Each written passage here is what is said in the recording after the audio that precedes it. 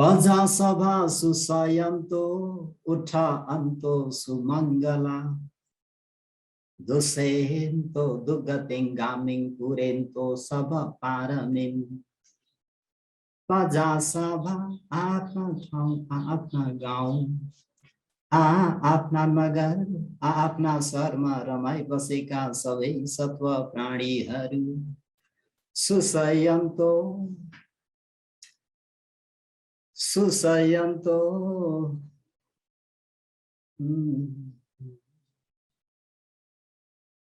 राम्रा राम्रा सपनाहरू देखेर खुसियाली र आनन्दसँग मिठो निन्द्रामा निधाउन पनि सकुन् सुमङ्गला मङ्गलमयले छाएर शुभकामनाहरू फक्रिएको भएर उठ अन्तो राम्रो सुहानी मिरमिरे उज्यालो सुप्रभात रमणीय अरुणोदय झुलमुल झुलमुल उषा कालमा उठ्न जाग्न पनि सकुन् दुर्गतिं गामिं चार अपाय दुर्गति पुग्ने कारण नराम्रा निर्मित खराब दुश्चरित्र आचरणहरूलाई पनि दुस्सेतो सजन अस्था धर्म चक्र मध्यम मार्ग सही उत्तम आचरणद्वारा संहार गर्न पनि सकुन् सब पारमिं सम्पूर्ण दया परिपूर्ण गर्न योग्य भएका 3.30 अति उत्तम भएका पारमिता गुण धर्महरूलाई पनि पुरे तो एक श्रेणी भन्दा एक श्रेणी अझ भन्दा अझ छिप्पिने गरी निश्चल रूपमा दृढतापूर्वक पूर्ण गर्न पनि सकुन् यो सारा लोक पृथ्वी धातुमा हावाको स्वभाव धर्म हरेक स्थान जहीँ तहीँ ठाउँ ठाउँमा भए झैं धरान नगर त्रिरत्न बिहारको यस धर्म मण्डपबाट पुर्याइदिएको हामीहरूको मैत्री पनि हावा सरी नै फैलिएर जाओस् यो सारा लोक पृथ्वी धातुमा माटोको स्वभाव धर्म हरेक स्थान जहीँ तहीँ ठाउँ ठाउँमा भए झैं धरान नगर त्रिरत्न बिहारको यस धर्म मण्डपबाट पुर्याइदिएको हामीहरूको यो मैत्री पनि माटो सरी नै फैलिएर जाओस् यो सारा लोक पृथ्वी धातुमा पानीको स्वभाव धर्म हरेक स्थान जहीँ तहीँ ठाउँ ठाउँमा भए झैं धरान नगर त्रिरत्न बिहारको धर्म मण्डपबाट पुर्याइदिएको हामीहरूको मैत्री पनि पानी सरी नै फैलिएर जाओस् एतेन सच वचन अहिले यहाँ यसरी प्रकट गरिएको सत्य वचनको प्रभावले सब पानी नौ लोकमा भएका सम्पूर्ण प्राणीहरू लगायत ते तुम्हाकं यसरी गुणाधर्म देशना आयोजित गर्ने श्री साक्य सिंह बिहारका सम्पूर्ण आयोजित समितिहरू लगायत आफ्ना अमूल्य समय लिई धर्म सवर्ण गर्न आउनुहुने उपासक उपासिकाहरू सबै सदा सदा सर्वदा सोथिङ कायिका सुख मानसिक सुख चैतसिक आदि गरिएका सुखहरू र लौकिक लोकोत्तर भोग ऐश्वर्य सम्पत्तिहरूले पनि होन्तु भरिपूर्ण होस् साधु सर्वप्रथम वहाँ तथागत अरहं सम्मा सम्बुद्ध भगवान शास्त्रमा सादर वन्दना धर्मरत्न संघरत्नमा वन्दना शासनका उपाध्याय आचार्यदेखि लिएर देखाउने सुनाउने सिकाउने सबै गुरुवर भन्तेज्यूहरूलाई यो स्थानबाट नै शिष्यको सादर वन्दना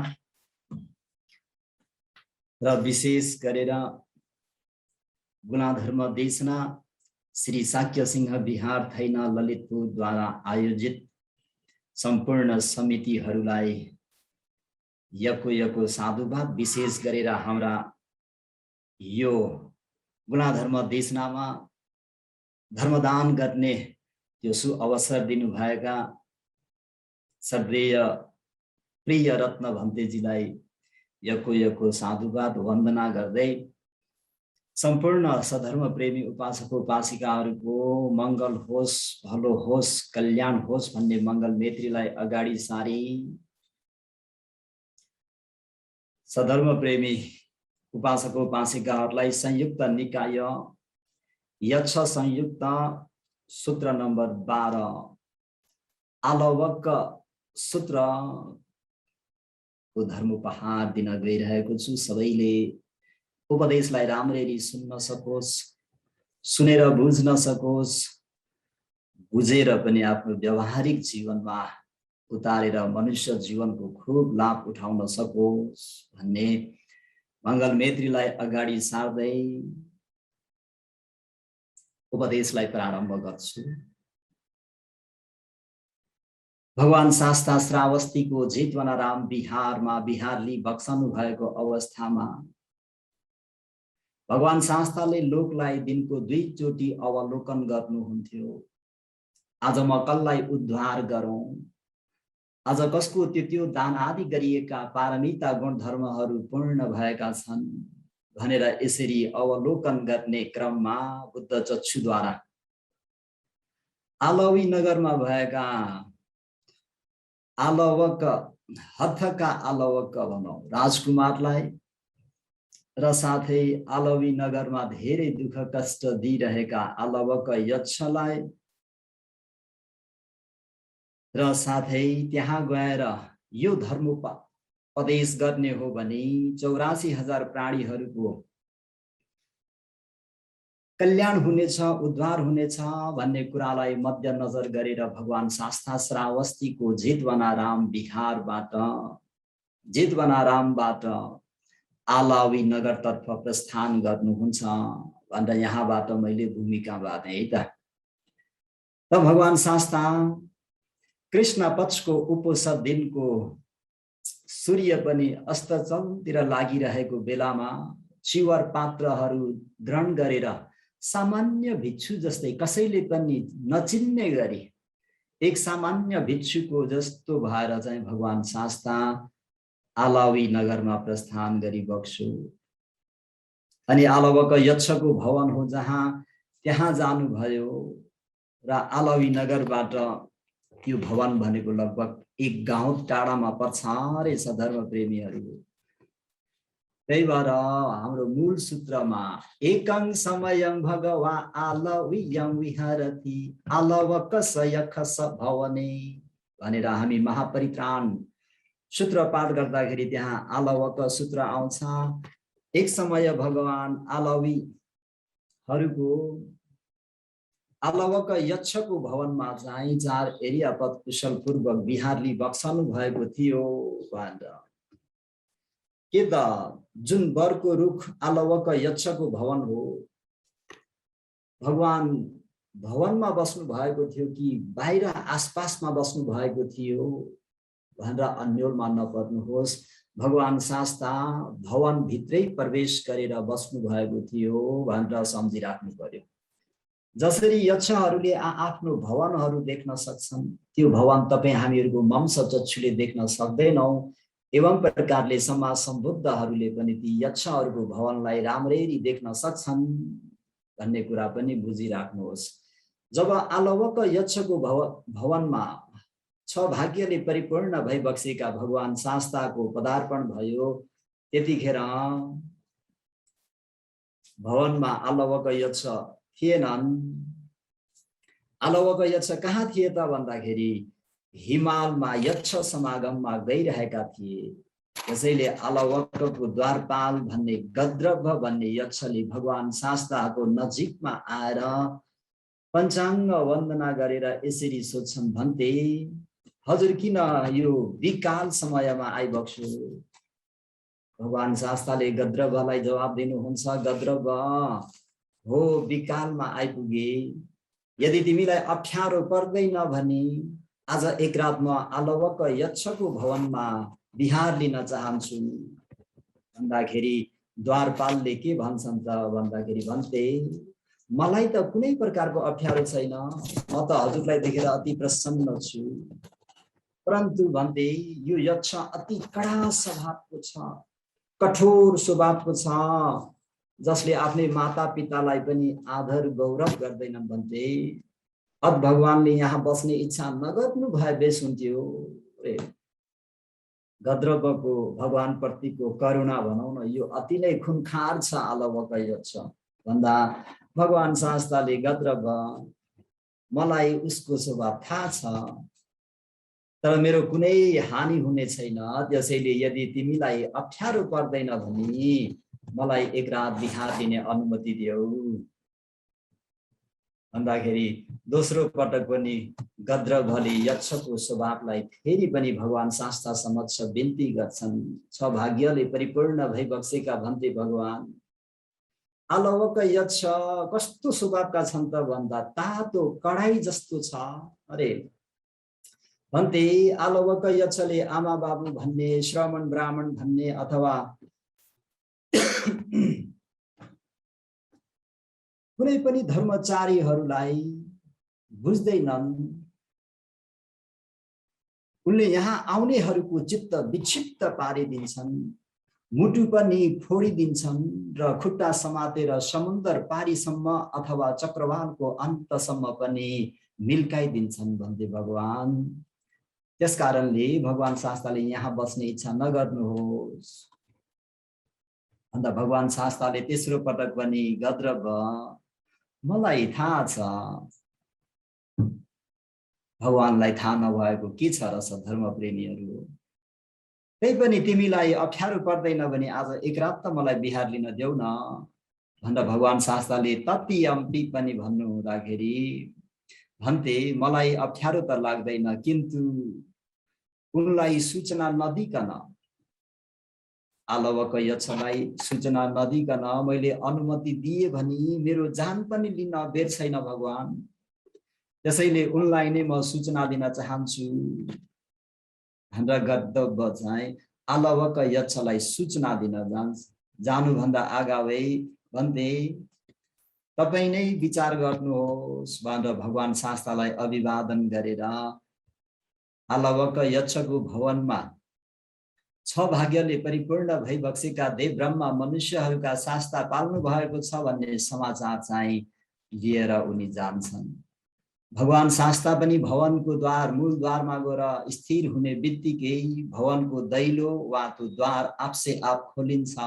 भगवानको त्यो पारमिता गुण धर्मको पुण्यको तेजले गर्दा अनि भगवान भवनभित्र प्रवेश गरी विशेष गरेर आलवक यक्ष चाहिँ विशेष मंगलका दिनहरूमा जहाँ आलवक यक्ष बस्ने हो त्यो श्री सैयामा आलवक यक्ष बस्ने त्यो आसनमा गएर भगवान शास्ता विराजमान भई बक्सिन्छ र साथै भगवान शास्ताको नील पित्त लोहित ओदात मन्जेठी भन्ने 6 प्रकारको रश्मि छाडिदिनुहुन्छ। भगवान शास्ताको त्यो 6 प्रकारको रश्मिले गर्दाखेरि आलवक यक्षको भवन नै एकदमै झलझल्यमान हुन्छ। सधर्म प्रेमीहरू हजुरहरूले मनन गर्नु, शाक्य सिंह बिहारको बुद्ध प्रतिमाको पछाडि लाइटिङहरू लडीहरू झलक झलक झलक झलक गरेको त्यसलाई आरमण गरेर बस्नुहोस्, कति आनन्द आउँछ। र यसरी भगवान शास्ताले आफ्नो 6 प्रकारको रश्मि छाडिदिँदाखेरि त्यो रश्मि देखेर आलवक यक्षका स्त्रीहरू आफ्नो कोठामा बस्न सकेनन् रे। भगवान शास्ताप्रति अति श्रद्धा अति प्रसन्न भएर अभिवादन गरेर भगवान शास्तालाई घेरा मारेर बसिहाले र भगवान शास्ताले पनि महाकारुणिकले पनि अनि ती आलवक यक्षका स्त्रीहरूलाई हे उपासिकाहरू, अघि तिमीहरूले दान आदि शील आदि पालन गरी पूज्यहरूलाई यसरी पूजा सत्कार सम्मान गरी यी सम्पत्तिहरू प्राप्त गरिरहेका छौ। अहिले पनि तिमीहरूले त्यस्तै दान आदि कुशल पुण्य गर परस्परमा ईर्ष्या नगर रे। यो चाहिँ नारीहरूलाई विशेष गरेर दिने उपदेश। भगवान शास्त्रले आलवक्क यक्षको भवनमा नारीहरूलाई एक आपसमा ईर्ष्या नगर, एक आपसमा मैत्रीको कामना गर, लोभलाई जितेर बस भन्ने आदि विविध धर्मका कुराहरू भगवान शास्त्रले सुनाउनुहुन्छ। भगवान शास्त्रको सुमधुर ब्रह्मवाणी 8 अङ्गले युक्त ब्रह्म यो शब्द सुन्दाखेरि हजारौं हजारौं साधु कार्दी भगवानलाई नै घेरेर उनीहरू त्यही नै लट्ठ परेर बसिरहे भने उता हिमालयमा गएका गद्रबली आलवक यक्षलाई यसरी बिन्ती गर्छन्, महाराज जान्नुहोस् कि तपाईको विमानमा भगवान शास्ता पाल्नु भएको छ भन्दाखेरि आलवक यक्ष अति कठोर स्वभावका, अति चण्ड स्वभावका, अति अभिमानी, एकदमै पुरुषाभिमानले गर्दाखेरि सभासदहरूमा कसैलाई पनि सूचना नहोस् भन्ने हेतुले चुप लाग अहिले यहाँ केही कुरा नगर, जे गर्नुपर्ने हो भवनमा गएर गरौँला भनेर आफ्ना द्वारपाललाई चुप लगाउँछन्।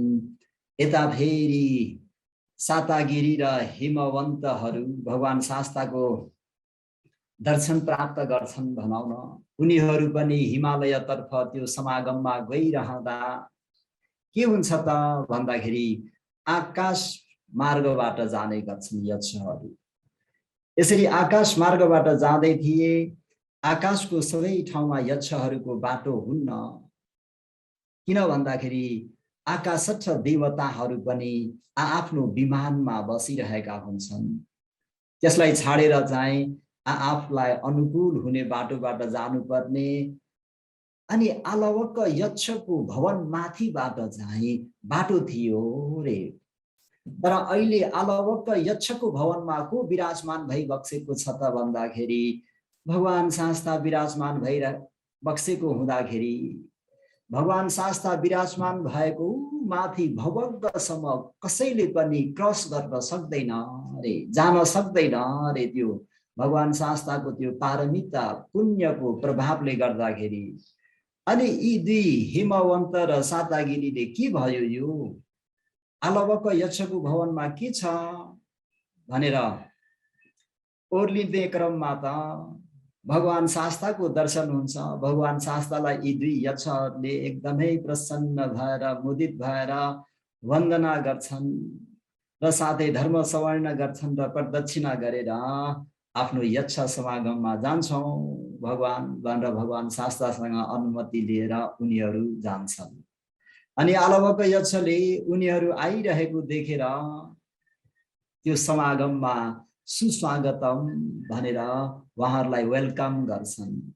वेलकम गर्दाखेरि यी दुई यक्षहरूले अति प्रसन्न भएर आलवक तिम्रो निम्ति सुलभ हो रे, तिम्रो निम्ति सुलभ हो, अति लाभ हो कि जसको भवनमा भगवान शास्ता स्वयं पाल्नु भएर बिहारली बक्सनु भएको छ। आउस हो त्यसर्थ तिमी जाऊ र भगवान शास्ताको उपासना गर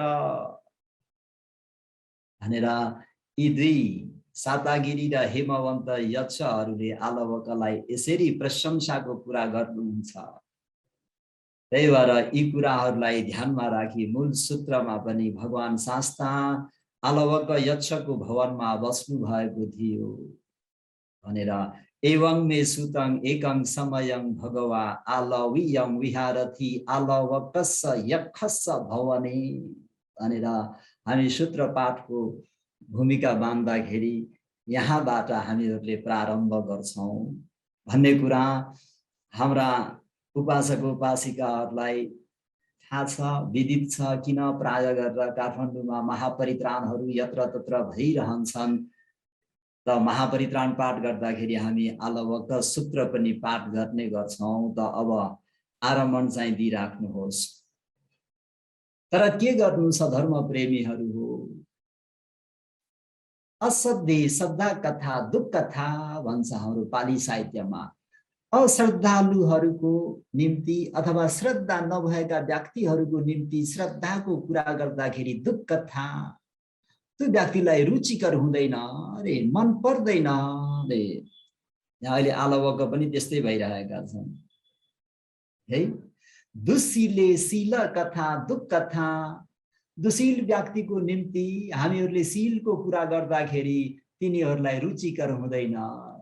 अब बधशालामा गएर प्राणी हिंसा नगर हैन, चोर गुण्डाहरूलाई गएर बाबु चोरी गर्न हुँदैन भनेर भन्दा उनीहरूको निम्ति त्यो के भन्छ, कानमा चट्याङ परे जस्तै बन्थरो हाने जस्तो हुन्छ। आलवक यक्षले पनि यस यक्ष सभाको बीचमा भगवान बुद्धको प्रशंसा सम्बन्धी कुराहरू सुन्दाखेरि के भयो त भन्दाखेरि रे सधर्म प्रेमीहरू उपासक उपासिकाहरूले चुलोमा धेरै काम गर्नुहुन्छ, त्यो चुलोमा नुन खस्दाखेरि कसरी पड्किन्छ, यो हजुरहरूलाई मैले यहाँबाट उपदेश गर्नु पर्दैन है।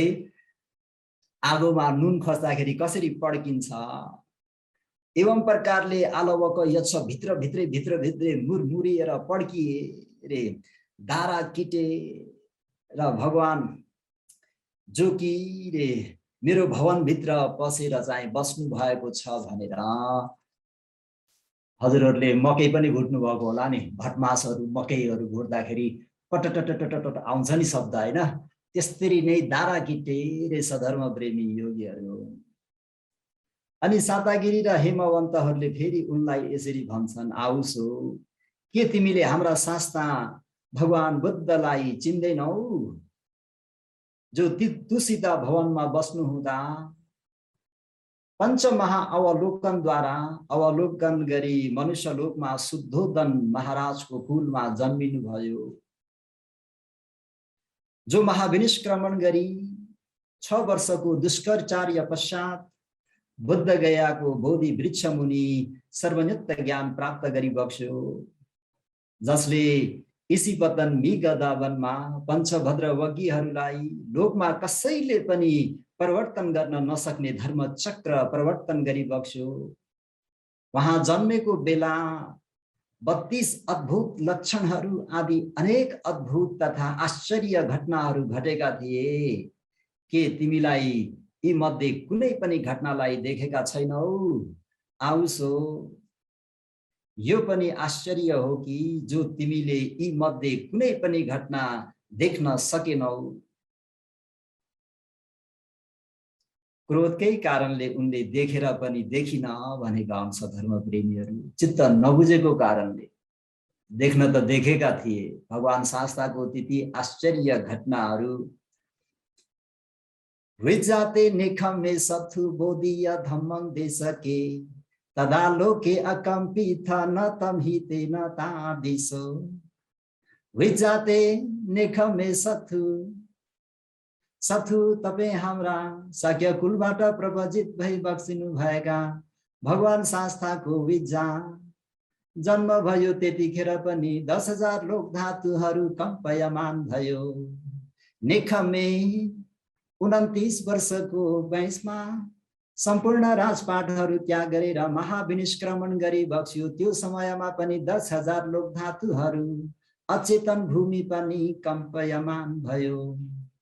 बोधिया जब भगवान शास्त्राले सर्वनित्य ज्ञान प्राप्त गरी बक्स्यो 35 वर्षको उमेरमा, त्यो समयमा पनि यो अचेतन भूमि कम्पयमान भयो। धम्म देशके जब आफूले प्राप्त गरेको चतुरार्य सत्य धर्मोपदेशलाई इसीपतन मिगादावनमा उपदेश गरी बक्स्यो, त्यो समयमा पनि यो 10,000 लोक धातु कम्पयमान भयो। त आलवक यक्षलाई थाहा थियो सधर्म प्रेमीहरू, र पनि उनी अघि मकैको फुला पड्के चाहिँ पड्किरहेका छन्। आगोमा नुन हाल्दाखेरि, नुनको ढिको हाल्दाखेरि पड्के जस्तै त्यो क्रोधको कारणले गर्दा मैले देखिन भन्दा, आहुसो आलवक तिमीले हाम्रा शास्त्रालाई देखेर पनि के नदेखेर पनि के, अब तिमीलाई प्रिय वचनमा हामी बोल्न सक्दैनौ। तिमीले हाम्रा भगवान शास्त्रालाई देखेर कि नदेखेर के, तिमी हामीसँग जोडी खोज्ने? तिमीले नदेखेर के हुन्छ र? उहाँको अगाडि तिमी कस्तो त भन्दाखेरि महावृषभको अगाडि भर्खर जन्मेको बाछा जस्तै छौ। अब कम्पेयर गरिदिए, तुलनात्मक रूपमा बताइदिए, म जतिको भनेर अहंकारी अभिमानी भएका आलवका यक्षलाई सातागिरी र हिमवन्त यक्षहरूले तिमीले हाम्रो भगवान शास्त्रलाई देखेर के हुन्छ र नदेखेर के हुन्छ र?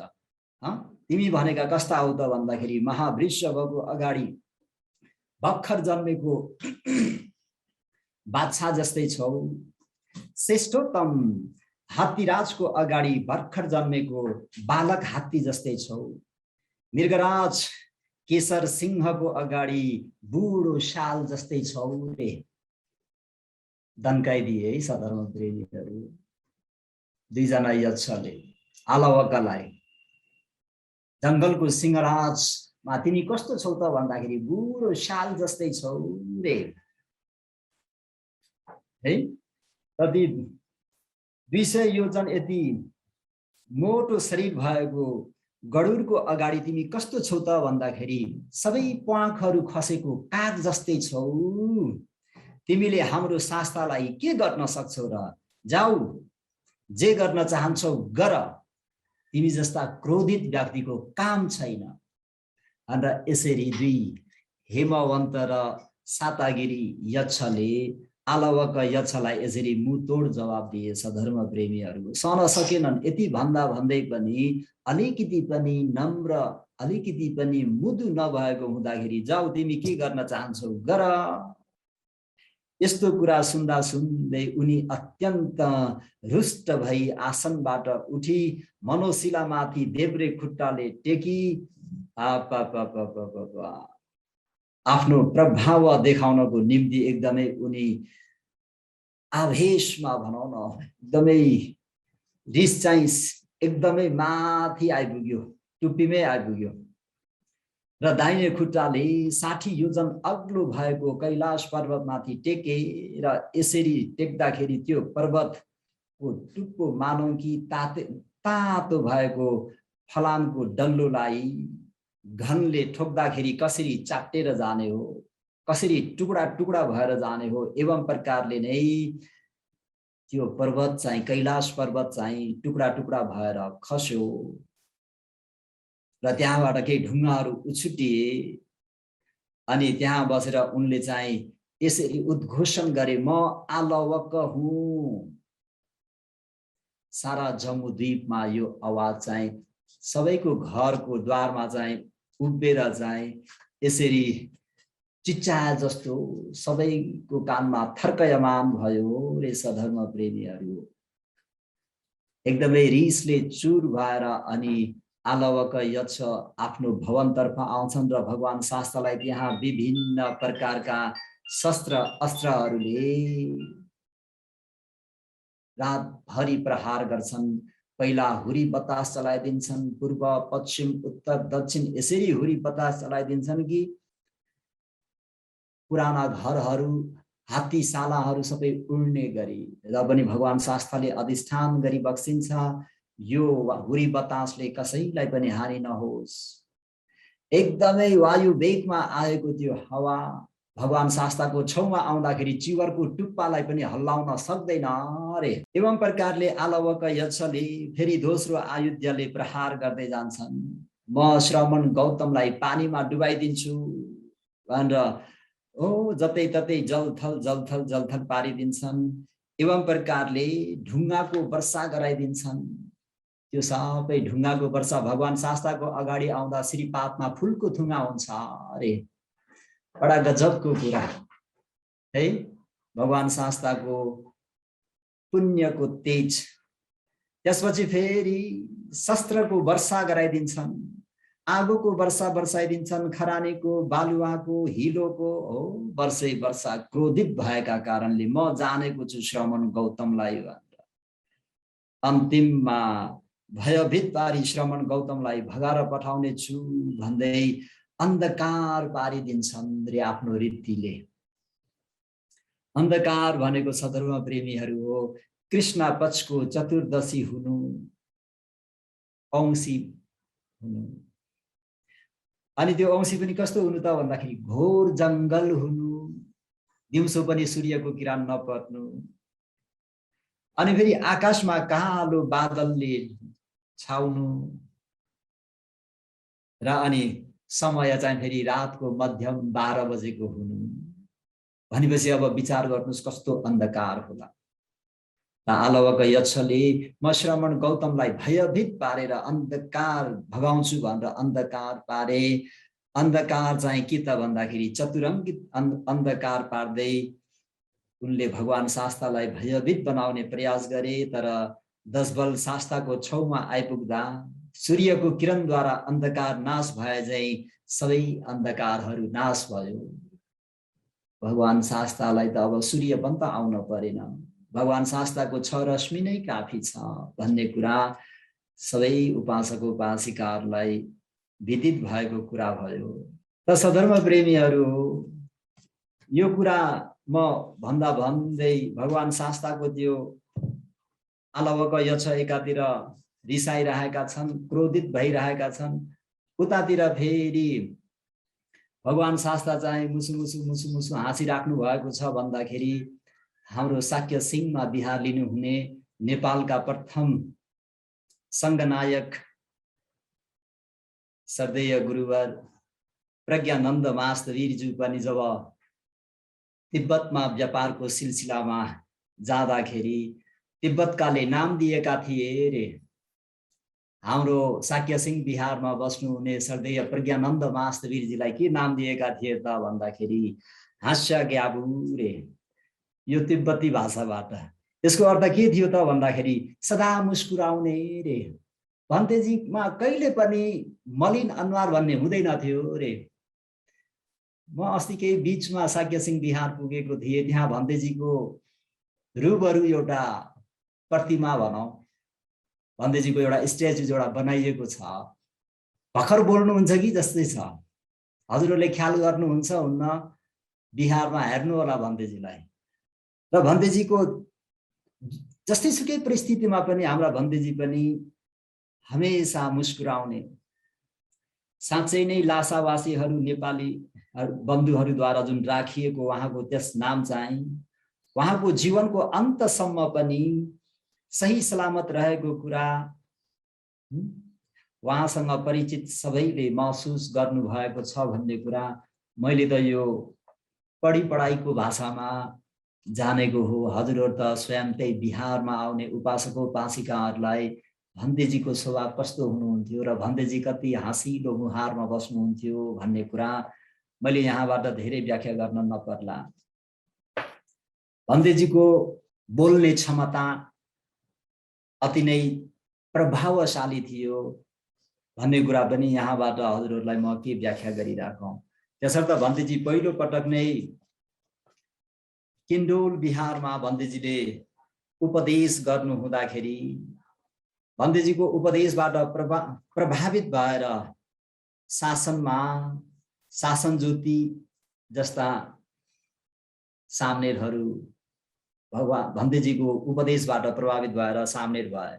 त्यसमा विशेष गरेर हाम्रा अनागारिका जोहरू जस्तै कि रत्नपाली, धम्मपाली, सङ्घपालीहरू यो थेरवाद पुनरुत्थानको शासनमा नेपालका पहिला अन्नागारीका आर्यहरू। हजुरहरूले सम्झिनुहोस् हाम्रो भन्तेजी कस्तो हुनुहुन्थ्यो भनेर। हाम्रा प्रज्ञानन्द मास्तवीरज्यू भन्तेजीको त्यो प्रभावबाट हाम्रो नेपालको थेरवाद पुनरुत्थान शासनमा पहिलो अनागारिकाहरू भनेका नै भन्तेजीका शिष्य भन्दा हुन्छ। भन्तेजीको प्रवचनबाट प्रभावित परेर रत्नपाली, धम्मपाली, सङ्घपालीहरूले अनागारिका बुद्ध शासनमा आफ्नो सारा जीवन बिताएर बुद्ध धर्म सङ्घको सेवा गरेर गए। त्यति मात्र होइन, हाम्रा 6औं सङ्घनायक होला बुद्ध घोष महास्तवीर पनि प्रज्ञानन्द मास्तवीरकै त्यो उपदेशबाट प्रभावित भएर प्रज्ञानन्द भन्तेजी बर्मामा जहाँ चटगाउँमा बसेर अध्ययन गर्नुभयो, बुद्ध घोष महास्तवीरलाई पनि त्यो ठाउँमा लगेर बर्मामा वर्षौं वर्ष अध्ययन गराएर ल्याएर चाहिँ हाम्रो सुमङ्गल बिहार भनौँ, पाटनको के भन्छ, लुखुसी हो के भन्छ नि, त्यहाँ चाहिँ अन्तिम हाम्रो बुद्ध घोष भन्देजीले त्यसरी त्यो बिहार लिएर जानु भएको कुरा भन्देजी पनि जस्तो सुकै मिथ्या दृष्टिहरूले आएर भन्देजीलाई सताए तापनि भन्देजीमा एकदमै धैर्यता राख्ने सहनशीलता थियो भन्ने कुरा शाक्य सिंह बिहारमा बिहार लिनुहुने श्रद्धेय गुरुवर भन्देजीहरू अनागारिकाज्यूहरू र शाक्य सिंह बिहारमा आउनुहुने पाल्नुहुने श्रद्धालु उपासक उपासिकाहरूले यो कुरा बिर्सिनु हुँदैन। हाम्रा गुरुवर कस्तो हुनुहुन्थ्यो त भन्दा एकदमै सहनशीलता, अझ पालीमा के भनिन्छ भन्दा त्यसलाई अधिवासन खन्ती भन्छ। शान्तिलाई आफूमा बास गराइरहनु भएको, शान्तिलाई आफ्नो शरीरमा बास बनाउनु भएको, उहाँ एकदमै धैर्यवान, एकदमै सहन सक्ने। त्यही भएर मङ्गल सूत्रमा पनि फुट्टस लोक धम्मेही भन्ने जुन छ नि, लाभ अलाभ यश अयश निन्दा प्रशंसा सुख दुःख प्रभावित गर्दा त्यो चित्त नडगमगाइकन रहन सक्ने यो अति उत्तम मङ्गल हो भन्ने यो मङ्गल चाहिँ हाम्रा त्यहाँका प्रज्ञानन्द मास्तवीरज्यूमा देखिन्छ। त विभिन्न विचारका मानिसहरू थरी थरीकाबाट परीक्षणबाट हाम्रा भन्तेज्यू एकदमै उत्तीर्ण भइसक्नु भएको थियो, निख्रिनु भएको थियो। उहाँले लोक धर्मको सामना त बाल्यकालबाट नै गर्नु भएको थियो है। बाल्यकाल छँदाखेरि उहाँको कति 14 वर्षमा बुबा बित्नु भएको, विवाहको 2-3 वर्षमा फेरि उहाँको मा बित्नु भएको, अनि उहाँको अर्धङ्गिनीले छाडेर जानु भएको, अनि फेरि आफ्ना दाजुका छोराहरू चाहिँ 2-3 जना कर्मैसँग बितेको, अनि त्यो लासाको यात्रामा उहाँले सहनु परेको त्यो दुःखहरू आदि, अनि फेरि त्यो लासामा अशुभानुसती 11 महिना गर्नु भएको हुँदाखेरि भन्तेजी व्यावहारिक तौरले पनि उहाँ एकदमै पोक्त हुनुहुन्थ्यो। त्यसकारणले उहाँलाई मन वचन कर्मले बुद्धका अनुयायी सच्च श्रवण भनेर बुझ्दै आएपछि अन्य मिथ्या दृष्टि जसले चाहिँ हाम्रो त्यो सुमङ्गल बिहारमा अरू भन्तेजीहरू बस्दाखेरि झिस्काउँथे, गिजाउँथे, खिसी गर्थे, जब हाम्रा प्रज्ञानन्द महास्तवीर त्यहाँ पुग्नुभयो उहाँको त्यो सहनशीलता देख्दा त ओहो सच्चा श्रवण भनेको त यस्तो हुनुपर्छ भनेर धेरै नै त्यहाँ प्रभावित परेको कुराहरू हामी परियति पढ्दाखेरि हामी पढ्न पाएको हुँदाखेरि आज शाक्य सिंह बिहारमा उपदेश गरिदिनु भन्दाखेरि भन्तेजीको पनि केही प्रसङ्ग मलाई जोड्न मन परेको हुँदाखेरि यहाँ जोड दिइहाले। त सधर्म प्रेमी उपासक उपासिकाहरू त्यसरी भन्तेजीले ती मिथ्या दृष्टिहरूलाई सम्यक दृष्टि हुनमा र त्यहाँका ठुला ठुला साहुहरूलाई बुद्ध उपासक उपासिकाहरू बनाउनमा भन्तेजी एकदमै राम्रोसँग सफल हुनुभएको थियो र उहाँ एउटा आधार पात्र बन्नु भएको र बुद्ध धर्मलाई लोकप्रिय बनाई पुनर्स्थापना गर्नमा किन सफल हुनुभयो त भन्दा अहिले जसरी भगवान शास्तालाई आलवक्क यक्षले यति कठोर व्यवहार गर्दा पनि भगवान शास्ता मुस्कुराई मुस्कुराई हाइसुक्खै बसिरहनु भएको छ। त्यो शान्ति हाम्रो गुरुवर प्रज्ञा रत्न वास्तवीमा देखिन्थ्यो। त्यसर्थ हामीहरू पनि उहाँको जस्तै सहनशीलता भएर अगाडि बढ्नुपर्छ भन्ने यो पनि मैले यहाँनिर उपहार स्वरूप दिइहाले। यसरी आधा रातसम्म अनेक प्रकारले हिंसायुक्त शस्त्रहरू देखाएर पनि भगवान शास्तालाई कति पनि विचलित गर्न नसकेपछि आलवक यक्षले किन मैले कसैले जित्न नसक्ने यो मेरो वस्त्रायुध प्रयोग नगरौं, अझै उनी प्रचण्ड भइरहेका छन् र उनले त्यो वस्त्र युद्ध पनि प्रयोग गर्छन्। सधर्म प्रेमीहरू यस्तो प्रभावशाली त्यो जुन वस्त्र युद्ध हो आलवकको यक्ष पछौरा त्यो उनले फिजाउँछन्। आज भगवानले आलवक यक्षलाई दमन गर्नु हुनेछ, त्यहाँ गएमा धर्मोपदेश पनि सुन्न पाउने छौं भन्दै सहस्र लोक धातुका धेरै देवगणहरू पनि त्यहाँ जम्मा भई एकत्रित भइरहेका थिए भने युद्ध हेर्न चाहने देवगणहरू पनि युद्ध हेर्ने छौं भने त्यहाँ एकत्रित भइरहेका थिए। देवताहरूले यसरी एकत्रित हुँदा आकाशै सबै ढाकिएको थियो अनि भगवान शास्ताको समीपमा गएर आलवक यक्षले वस्त्र युद्ध छाड्छन्। त्यो वस्त्र युद्धको आवाज कस्तो त भन्दाखेरि मेघ गजरे जस्तै गजरेर त्यो वस्त्र युधाले सम्पूर्ण आकाशै ढाके जस्तै नि आकाशमा भयभीत आवाज निस्कियो अनि धुवाँ सहित हो आगोको ज्वाला जस्तो भगवान कहाँ आइपुग्दाखेरि यक्षको अभिमान दमनार्थ खुट्टा पुछ्ने कपडा जस्तो भयो र त्यो एउटा भगवान शास्ताको श्रीपादमा आउँदा त पाउँदानी जस्तै भएर गयो। जब आलवक यक्षले अब भएन, अब म के गरौँ, यो त अति नै भयो भनेपछि अब भएन म श्रमण गौतमलाई प्रश्न गर्छु अनि हैन कि नम्र हिसाबले चाहिँ गर्नु पर्यो भनेर निखम्म सामनाति तिमी अरूको भवनमा यतिकै किन बसेका छौ, यो त सुहाउँदैन श्रमणहरूलाई भनेर यसरी भन्ने क्रममा तिमी बाहिर निस्क भन्दा भगवान शास्ता पनि सादा उसोती भगवान निखमी भगवान एकै वचनमा निस्किदिनुहुन्छ। यस्तो सहज यस्तो नम्र स्वभाव भएका आलवक यक्षलाई मैले रातभरि अनावश्यकमा यी शस्त्रहरू भगवानलाई आलवक यक्षले भगवानलाई मैले अनावश्यक रातभरि शस्त्र अस्त्रले प्रहार गरे, यति सजिलोसँग निस्किने रहेछन् भन्ने उनको मनमा त्यो विचार आयो। अनि फेरि विचार गर्नको निम्ति पविस सामनाति श्रमण भित्र पस भन्दाखेरि सादा उसोती भगवान पविसी भगवान शास्ता फेरि चुपचाप लागेर भित्र बस्नुभयो। अनि यसरी किन गर्नुभयो त भन्दाखेरि भगवानले क्रोधित माथि प्रतिक्रोध गर्यो अथवा गरे भने क्रोधीलाई दमन गर्न सकिन्न भन्ने कुरा सबै उपासक उपासिकाहरूलाई थाहा छ नि है। क्रोधीहरूलाई प्रतिक्रोध गरेर सकिँदैन। क्रोधीहरूलाई के गर्नु पर्यो त भन्दा मैत्री गर्नु पर्यो। त्यो क्रोधीहरूप्रति प्रतिक्रोध गर्दा कस्तो हुन्छ त भन्दाखेरि भुक्ने चण्ड कुकुरको नाकबाट पित्त वा पानी निस्किँदाखेरि ऊ झन् प्रचण्ड हुन्छ, क्रोधित हुन्छ।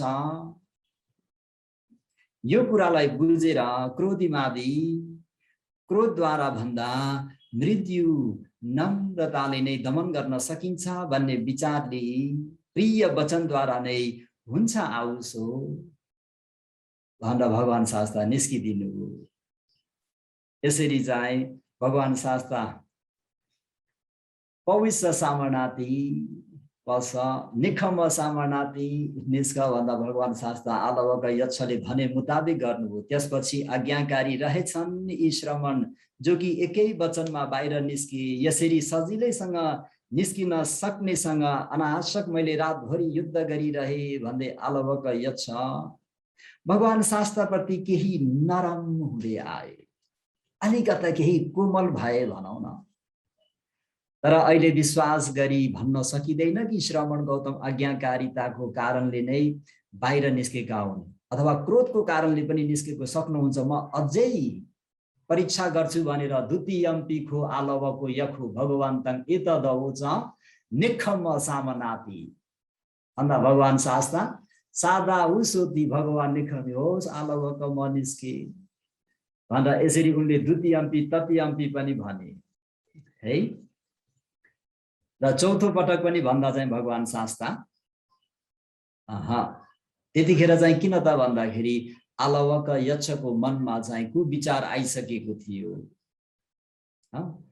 जब उनले बुद्धमा आज्ञाकारिता पाए तब उनले त्यसैलाई साधना बनाउँदै 3 पटकसम्म भित्र निस्क बाहिर निस्क भित्र पस बाहिर निस्क भित्र पस भनिरहे। र यसरी 3 पटकसम्म भगवानले पनि उनको कुरालाई मान्नुभयो। कठोर स्वभाव भएको यक्षको चित्त झन् कठोर नहोस्, धर्म सवर्णको निम्ति योग्य पात्र बनोस् भन्ने त्यो मैत्री र करुणा राखेर हेर्नुस् न भगवान शास्त्रले। हामी बा एकैचोटि नाइ भन्थ्यौँ होला है, तर भगवान शास्त्रले कत्रो करुणा राखेको। त्यही भएर यहाँ उदाहरण के दिइएको छ भने सधर्म प्रेमीहरू जस्तै रे रोइरहेको बालकलाई फकाउनको निम्ति उसले जे भन्छ त्यो आमाले गरिदिन्छन् रे, हो कि नै? हामी त्यो बच्चा रुँदै गरेको बच्चालाई फकाउनको निम्ति आमाहरूले कति नाटक गर्नुहुन्छ, कति गधा पनि भइदिनुहुन्छ, घोडी पनि भइदिनुहुन्छ हैन। गाइदिनु पनि हुन्छ कि गाउन आउँदैन, नाच्न आउँदैन, नाच्दिनु हुन्छ। किन भन्दा आफ्नो त्यो बाबुलाई फकाउनको निम्ति, त्यो रुँदै गरेको बाबुलाई नरुवाउनको निम्ति। एवं प्रकारले भगवान शास्त्रले पनि क्लेश रोदनद्वारा रोइरहेका काम, क्रोध, लोभ, मोह, माया, अहंकार, ईर्ष्याको कारणले रोइरहेका ती अलवक यक्षलाई फकाई सम्झाउनको निम्ति, अलवक यक्षले जसो जसो भने त्यसै त्यसै भगवान शास्त्रले पनि गर्नुभयो रे। हेर्नुस् त भगवानको महाकरुणा। जस्तै रे दुध पिउन नमान्ने बालकलाई दाइहरूले केही दिएर भए पनि फकाएर दुध पियाउँछन् रे, हैन। हामीहरूले त्यो बालकहरूलाई सार सुसार गर्दाखेरि रुँदै गरेको बालकलाई अथवा त्यो दुध पिउन नमानेको बालकलाई हामीले विभिन्न खेलौनाहरू दिएर त्यो बच्चालाई हामीहरू फकाएर कसरी हुन्छ त्यो बालकले कसरी दुध पिउँछ त्यसरी हामी पिलाउँछौँ। एवं प्रकारले लोकोत्तर दूत सधर्म प्रेमी उपासक उपासिकाहरू लोकोत्तर दूत पियाउन चाहनु भएका महाकारुणिक भगवान शास्त्रले पनि यक्षले भनेको कुरालाई पूरा गर्दै उनलाई खुसी पार्नु भयो रे। जस्तै लौकाभित्र चतुर्मधु रस भर्न चाहने पुरुषले सर्वप्रथम लौकाको भित्र भागलाई सफा गर्नुपर्छ भन्ने कुरा यो गृहिणीहरूलाई राम्ररी थाहा छ। हामीहरूले कुन चतुर्मधु रस राख्न चाहन्छौँ लौकामा भनेपछि लौकाको भित्रको सबै सफा पार्नुपर्छ र अनि त्यसभित्र हामीले चतुर्मधु राख्न सक्छौँ। एवं प्रकारले भगवान शास्त्रले पनि लोकोत्तर चतुर्मधुको रस राख्नको निम्ति यक्षको चित्तभित्र भएको त्यो क्रोध मललाई सफा पार्नको निम्ति 3 पटकसम्म निखम सामनाति, हे श्रमण तिमी बाहिर निस्क भनेर यसरी कठोर शब्दले बोल्दा पनि भगवान शास्त्रले सादा उसोति भगवान निखमी होस आउसो भनेर शान्त भावमा निस्किनु भयो। पवित्र सामनाति श्रवण भित्र बस भन्दा हस आउसो भनेर कुनै प्रकारको अहंकार अभिमान नजत्लाइकन भगवान शास्त्रले किन भन्दाखेरि अलवकको हृदयमा अमृत रसले परिपूर्ण हुने गरी त्यो जुन क्रोध अग्निले जलिरहेका छन् त्यो क्रोध अग्निलाई शान्त पार्दिनको निम्ति एउटा आमाले रुँदै गरेको बच्चाको निम्ति के मात्र गर्दैन, एउटा दाई आमाले दुध खान नमानेको बालकको निम्ति के मात्रै गर्दैन, कसरी हुन्छ उसलाई कसरी दुध खुवाउने भनेर उहाँहरूले हरेक गरे जस्तै महाकारुणिक भगवान शास्त्रले पनि अलवक यक्षको हृदयमा यो अमृत रस लोकोत्तर रस राख्दिनको निम्ति अलवकले कठोर शब्द प्रयोग गर्दा पनि भगवान शास्त्र शान्त भएर निस्किनु भयो। किन भन्दाखेरि क्रोध अग्नि शान्त होस्, उनको मनमा भएको त्यो क्रोध रूपी मैल सफा होस्, ताकि मैले बताएको अमृत रसलाई उनले बुझ्न सकुन् र उनी पनि सम्पूर्ण दुःखबाट मुक्त हुन सकोस् भन्ने हेतुले। सधर्म प्रेमीहरू उपदेश त धेरै लामो छ, समय चाहिँ तोकिएको पूरा भयो त समयलाई मध्यनजर गर्दै एकदमै दिलचस्पी भगवान शास्त्रको महाकरुणा, भगवान शास्त्रको त्यो मैत्री, भगवान शास्त्रको अधिवसन शान्ति, त्यो शान्ति हाम्रा गुरुवर प्रथम संघनायक हाम्रा प्रज्ञानन्द वास्तवीरमा पनि थियो भन्ने कुरा पनि हजुरहरूले सम्झेर हामीहरू पनि त्यस्तो अधिवासना शान्ति आफ्नो हृदयमा बसाउन सकौं, हरेकलाई क्षमा गर्न सकौं, सबैलाई धर्मको रसले भरिपूर्ण गराउन सकौं, सबैलाई अमृत रस पिलाएर सम्पूर्ण जाति जरा व्याधि मरण दुःखबाट हामीहरू मुक्त भए जस्तै हाम्रा सबै धर्म प्रेमीहरू पनि मुक्त हुन सकोस्। यसरी चाहिँ हामीहरूले आचरण गर्नुपर्ने हुन्छ, अभ्यास गर्नुपर्ने हुन्छ भन्दै समयलाई मध्यनजर गर्दै म आजको अलवक सूत्रलाई यही नै समाप्त गर्छु। भवतु सब मङ्गलम, रक्षन्तु सब देवता, सब बुद्धानुभावेन धम्मानुभावेन संघानुभावेन सदा सुखी भवन्तु ते। साधु साधु साधु।